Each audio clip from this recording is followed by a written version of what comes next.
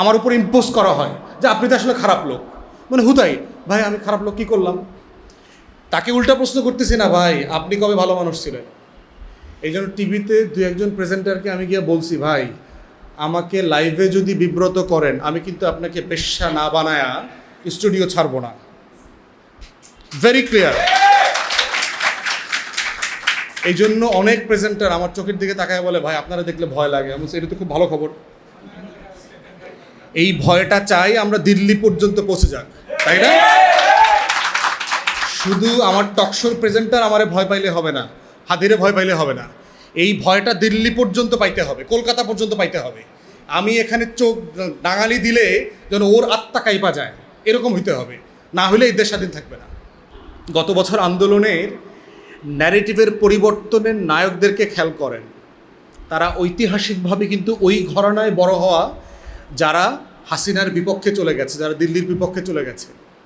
খেয়াল করে দেখেন, তারা কিন্তু এই ঐতিহাসিকভাবে এই বলয়ের লোক না।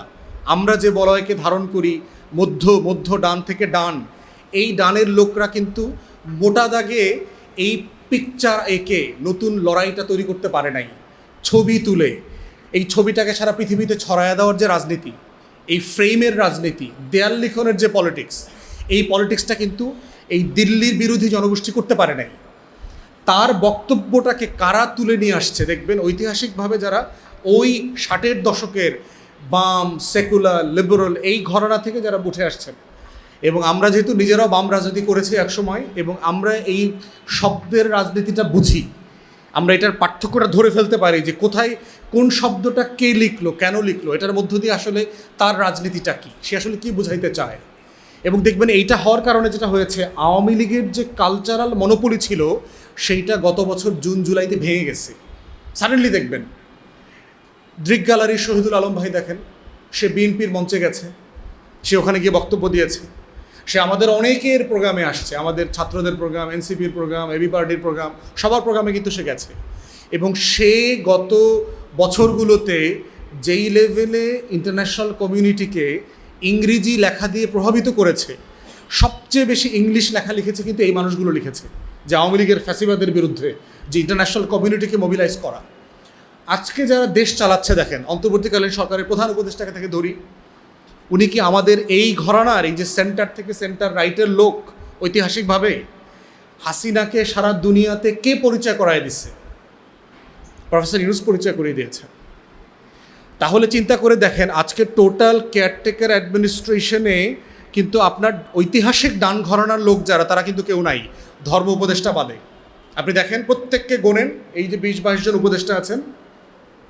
তাহলে দিল্লির আধিপত্যবাদের লড়াইটা বারবার ফেল কেন করে, এই জায়গাটা কিন্তু আপনাদেরকে বুঝতে হবে।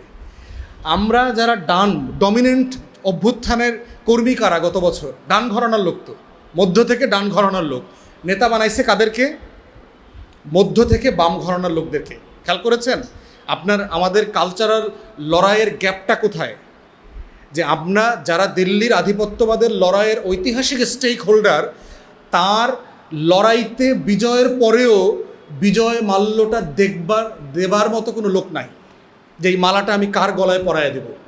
এখন আমাকে খুঁজতে হয় যে এই বলয়ের ভিতরে সবচেয়ে ক্লোজ আমার কথা কে বোঝে, আমার লড়াইটাকে কে ওন করে। তাহলে এই যে কালচারাল হেজিমনির যে লড়াইয়ের ফেইলিয়ার, এই ফেইলিয়র থেকেই বারবার আওয়ামী লীগ, সিপিবি, বাম, কংগ্রেসের পলিটিক্স, গান্ধী পরিবারের পলিটিক্সটা উঠে আসে। এবং এখনও দেখেন এই যে মবের লড়াই, এই যে দেখেন মানে বয়ানের রাজনীতিটা বোঝা কত জরুরি। প্রতিদিন আমরা যারা প্রায় টকশোতে যাই, আমাদেরকে দেখবেন হুদাই মব নিয়ে প্রশ্ন করে, কিসের মব হয়েছে বাংলাদেশে? গত আওয়ামী লীগের 16 বছরে কোনো মাসে যা হয়েছে, এই 1 বছর 14 মাসেও তা হয়নি। কিন্তু টকশোতে প্রত্যেক দিন প্রত্যেকটা চ্যানেলে এ নিয়ে আমাদের প্রেজেন্টারদের সাথে আমাদের চিলাচিলি করা লাগে।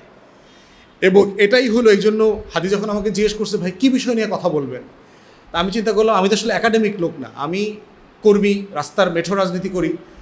সেই রাস্তার রাজনীতি করবার জায়গা থেকে আমাদের এই যে ভিতরের লড়াই, মানে লড়াইয়ের পিছনে একটা লড়াই আছে, লড়াইয়ের ভিতরে একটা লড়াই আছে।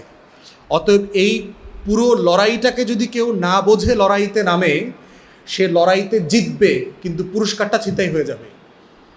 মানে আপনি দেখবেন, মানে আপনি 100 মিটার দৌড়ে ফার্স্ট হয়ে ওই পারে চলে গেছেন, রিবন ফিতা টাচ করছেন, কিন্তু প্রথম পুরস্কারটা আর দিবে না আপনাকে খালি হাতে বাড়ি পাঠায় দেবে, বলবে যে তুমি দৌড় 1 সেকেন্ড আগে শুরু করছো, এত তাড়াতাড়ি দৌড়াইলা কেন, দৌড়াইবা পিছনের লোকটাকে এত পিছনে ফেলাইতে হবে কেন, ওরে তো আরেকটু ওয়েট করতে পারতা, তুমি সবসময় এত এত দৌড়ানোর এই শিখলা কার কাছ থেকে? নিশ্চয়ই তোমার টিচারের সমস্যা আছে, টিচার মৌলবাদী, তোমার টিচার হুজুর ছিল, তাহলে তোমার এই দৌড়েটা অ্যাকসেপ্টেবল হবে না।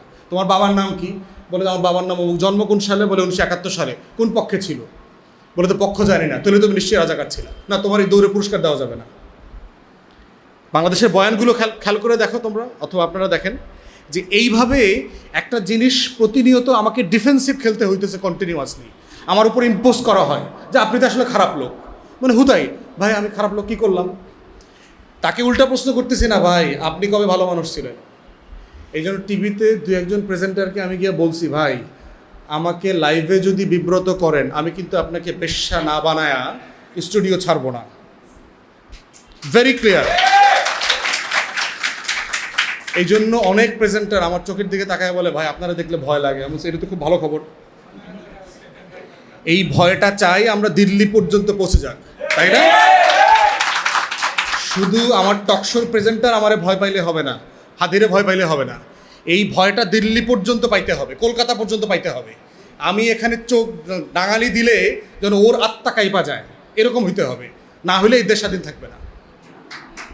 তো এই জন্য হচ্ছে এই লড়াইটা বোঝা দরকার যে এই লড়াইটাতে কালচারাল যুদ্ধটা ছাড়া অন্য যুদ্ধটা হয় না।